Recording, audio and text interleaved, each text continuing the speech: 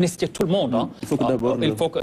ça demande beaucoup de concertation. On a amnistié tout le monde, aussi bien ceux qui ont subi notamment cette extrême judiciarisation de leur dossier, comme par exemple le Premier ministre Ousmane Sonko, que ceux qui étaient là, donc, mais avec des exceptions, bien entendu, sauf les cas de torture également et d'autres cas qui ne sont pas ciblés par l'amnistie.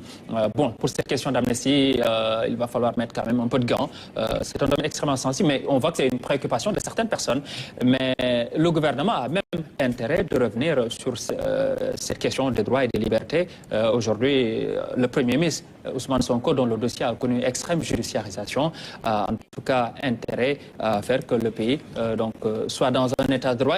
Et le pays est sur cet état de droit actuellement. Parce que je le disais tout à l'heure en Wolof, quand on regarde la manière dans laquelle... ce qu'on appelle les fondamentaux de la République qui intègrent aussi cette question et qui sont plus ou moins solides. Bamba, je reviens à vous pour la suite de ce que vous développez parce que c'est important. Je voudrais juste encore interpeller à nouveau Issa Thiorogay sur la question de la sécurité. Vous avez introduit la question de la sécurité. Je pense que c'est une préoccupation majeure pour les populations actuellement. Est-ce que là aussi, il y a des choses plus ou moins tangibles qu'on peut prévoir? Voilà, avant de répondre à cette question, je voudrais justement dire qu'aujourd'hui, il y aura un exposé qui sera fait par le chef... sur la question des indemnités. Vous parliez de la question des amnisties, excusez-moi, la question des amnisties. Voilà, le Premier ministre viendra avec un document, un projet. C'est quoi l'intitulé, c'est quoi le contenu? Pour l'instant, on n'en sait rien. Absolument. Donc, on est en train seulement de réfléchir, de suivre l'actualité pour pouvoir documenter ce que nous sommes en train de dire là-dessus. C'est pour dire tout simplement qu'il y aura un autre document qui sera attendu de ces personnalités. Ce sont les contrats législatifs lors de la campagne. Pour les législatives. Ça, c'est sur le plan politique toujours.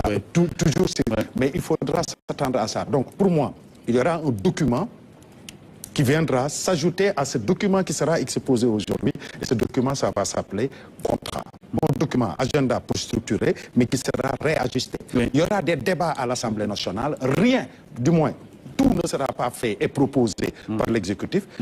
L'exécutif, il est vrai, va proposer, mais également, il y aura débat à l'Assemblée. Et le tout, ça va faire le projet. Maintenant, sur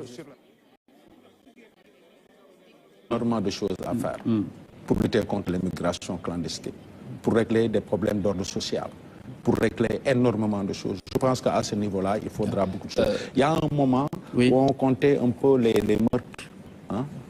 Je pense qu'il faut savoir également mobiliser nos forces de sécurité, les encourager, et je pense que ça sera une des grosses priorités sectorielles qui sera évoquée dans le document qui est attendu cet après-midi. Comme vous le voyez à l'antenne, la RTS met à la disposition de la presse un signal sur la RTS2, donc les médias pourraient reprendre de manière gratuite.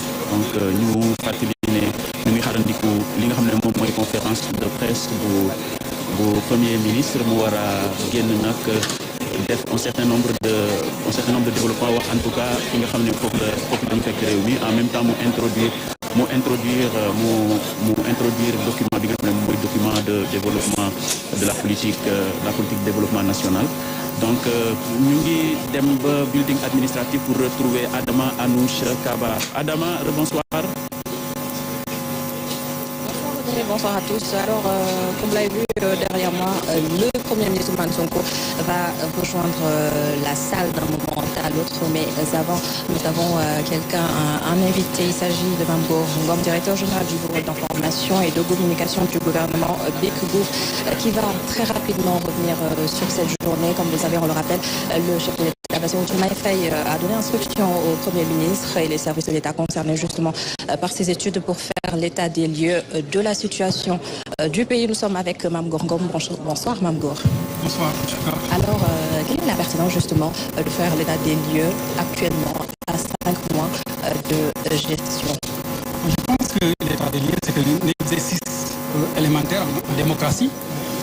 Donc, quand on vient dans une maison, on s'installe.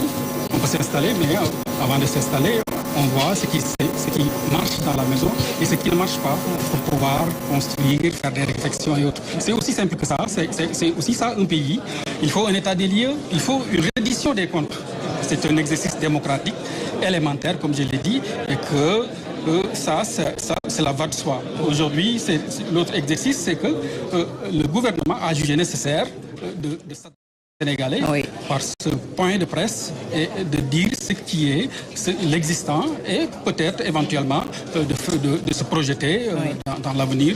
En vue du 7, on va lancer le référentiel 2050. C'est tout à fait ça. C'est ça. Et dans le communiqué qui a été rendu public justement par la primature, on a vu que les travaux qui ont été effectués vont justement servir de levier pour des solutions urgentes, des solutions durables. On a particulièrement mentionné deux termes, stabiliser et redresser. J'aimerais qu'on s'arrête un petit peu sur ces deux verbes, stabiliser et redresser.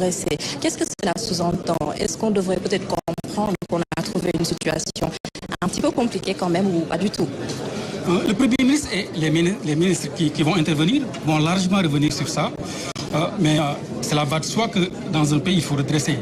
Et puis c'est un principe qui a été établi depuis l'arrivée des nouveaux gouvernants au pouvoir. C'est-à-dire le djoubel et le djoubanti. C'est tout le sens des redressements. Je pense qu'il faut l'entendre ainsi. Donc on va tout de suite écouter le Premier ministre, on va écouter les ministères concernés, le secrétaire général du gouvernement. Ils vont faire l'état des lieux aux Sénégalais qui doivent savoir, parce que nous sommes dans un monde de disruption. Nous sommes dans un monde où les gens doivent savoir. Nous allons accueillir M. Le Premier ministre vient d'arriver et c'est parti pour le point de presse. On se retrouve juste après pour la suite. À tout à l'heure, René.